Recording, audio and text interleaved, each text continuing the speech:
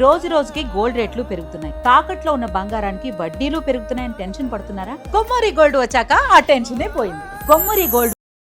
Principal Rupa Reddy కేసులో ఇప్పుడు నిందితుడు దొరికిపోయాడని చెప్పేసి వార్తలు ప్రచారం అవుతున్నాయి. రెడ్ షర్ట్ లో వేసుకున్న ఒక 20 ఏళ్ల కుర్రాడే హంతకుడు అని చెప్పేసి చెప్తున్నారు. సో అతన్ని పట్టుకున్నారని కూడా వార్తలు వినిపిస్తున్నాయి. దీనికి సంబంధించి డిస్కస్ చేయడానికి ప్రజెంట్ మనతో పాటు దాము బాలాజీ గారు సీనియర్ జర్నలిస్ట్ ఉన్నారు. వారిని అడిగి మరిన్ని వివరాలు తెలుసుకునే ప్రయత్నం చేద్దాం. నమస్కారం సార్. ఆ ప్రిన్సిపల్ రూపారెడ్డి స్టూడెంట్ ఈ హత్యకు పాల్పడ్డాడని, రెడ్ షర్ట్ లో వేసుకున్నాడని, ఈ విధంగా 20 ఏళ్ల కుర్రాడే హత్య చేశాడని చెప్పేసి వార్తలు అయితే ప్రచారం అయితే అవుతున్నాయి సార్. మరి నిజంగా 20 ఏళ్ల కుర్రాడే హత్య చేశాడా? ఏం డిస్ప్యూట్ వీళ్ళ మధ్య ఉండింది? ఎందుకు హత్య చేశాడు? మరి ఎప్పుడు కోర్టులో ప్రవేశపెట్టబోతున్నారు? ఇప్పుడు లేటెస్ట్ గా వస్తున్న సమాచారం మేరకు పోలీసుల అదుపులో ఒక 20-25 ఏళ్ల మధ్య ఉన్న కుర్రవాడు ఉన్నాడని, అతనే ఈమెని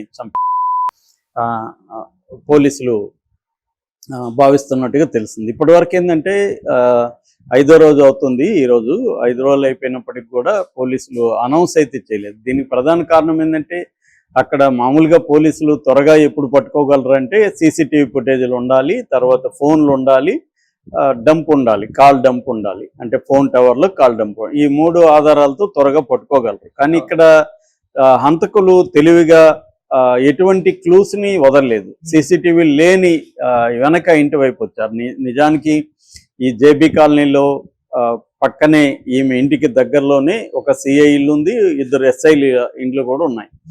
అయినా రాగలిగారంటే వాళ్ళు పక్కగా రెక్కీ చేసుకొని వచ్చారు. ఫస్ట్ ఏమో ఇదంతా ఒక సుపారీ హంతకుల పని అని కూడా పోలీసులు భావించారు. ఎందుకంటే ప్రొఫెషనల్ గా ఉంది, గ్లోవ్స్ వేసుకొని చేశారు. 27 కత్తిపోట్లు, అంటే క్లియర్ గా చనిపో వెయిట్ చేసి మరి దాని తర్వాత వాళ్ళు జాగ్రత్తగా వెళ్ళిపోయారు. సీసీటీవీ లేని రూటుని ఎంచుకొని వెళ్ళిపోయారు.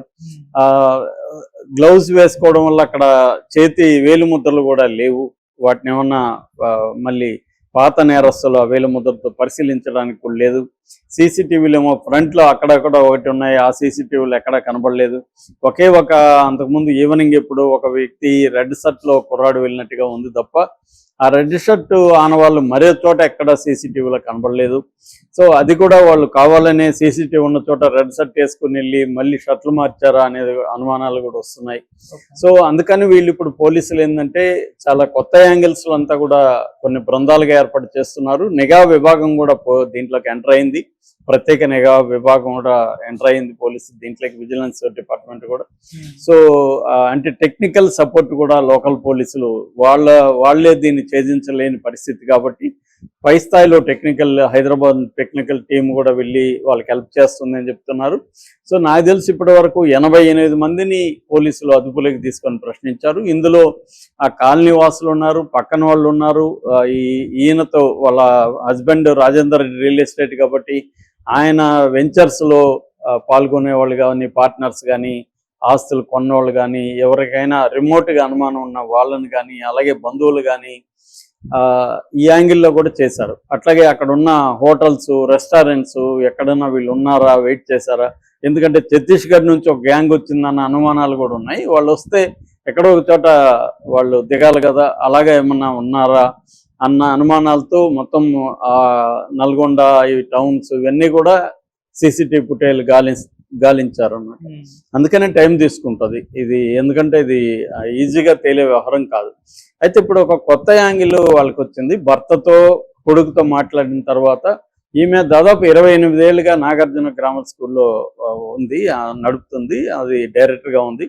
సో అక్కడేమన్నా ఓల్డ్ స్టూడెంట్స్ ఈమె దగ్గర గతంలో చదువుకొని ఇప్పుడు 20-25 ఏళ్ల వయసు ఉన్న వాళ్ళు ఏమన్నా ఈమెను చంపారా అన్న యాంగిల్లో ఇప్పుడు చేస్తుంటే ఒక కుర్రవాడు దొరికాడని చెప్తున్నారు. అది ఇంకా రివీల్ అయితే కాలేదు.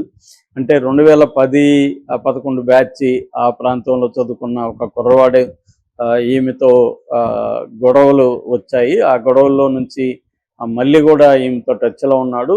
ఆ కుర్రవాడి అవకాశం ఉంది అని అంటున్నారు. ఎందుకంటే ఆ ఫోన్ కూడా అందుకే అబ్బాయి తీసుకెళ్ళాడు. ఫోన్ కానీ ఉంటే చాలా విషయాలు బయటకు వచ్చేవి.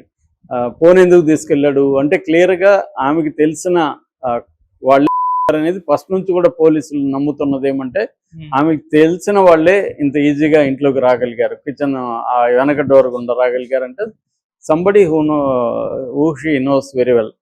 సో అందుకని ఆ యాంగిల్లోనే వాళ్ళు చేశారు. ఎవరై ఉండొచ్చు, ఈమెకు తెలిసిన వాళ్ళు, బంధువులు, ఫ్రెండ్స్, లేకపోతే గతంలో ఈమె కూడా రియల్ ఎస్టేట్ కొన్ని వ్యాపారాలు చేసిందని చెప్తున్నారు. ఆ వ్యాపారాలు గతంలో ఉన్నవాళ్ళు, అట్లాగే ఈ స్టూడెంట్స్ ఎవరైనా అబ్బాయిలు కాలేజీలో అక్కడ స్కూల్లో చదువుకున్న వాళ్ళు తర్వాత పెద్ద అయినాక వాళ్ళతో ఈమెకున్న రిలేషన్స్ ఎవరైనా ఉన్నారా, ఈ యాంగిల్ అంతా కూడా వీళ్ళు తీసుకున్నారు.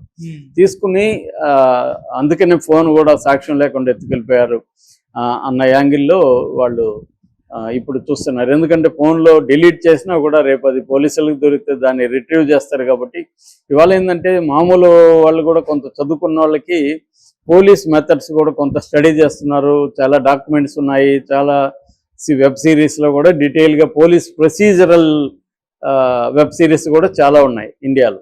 సో అవన్నీ క్రైమ్ చేయాలనుకున్న వాళ్ళు చూస్తున్నారు ఈ మధ్య. అట్లాగే యూట్యూబ్లు చూస్తున్నారు. ఈ మధ్య ChatGPTని వాడి మొన్న అమెరికాలో ఒక అబ్బాయి వాళ్ళ అమ్మని తమ్ముని ఇలాగా టెక్నాలజీని, సోషల్ మీడియాని, ఇంటర్నెట్ని ఎఫెక్టివ్గా వాడుతున్నారు.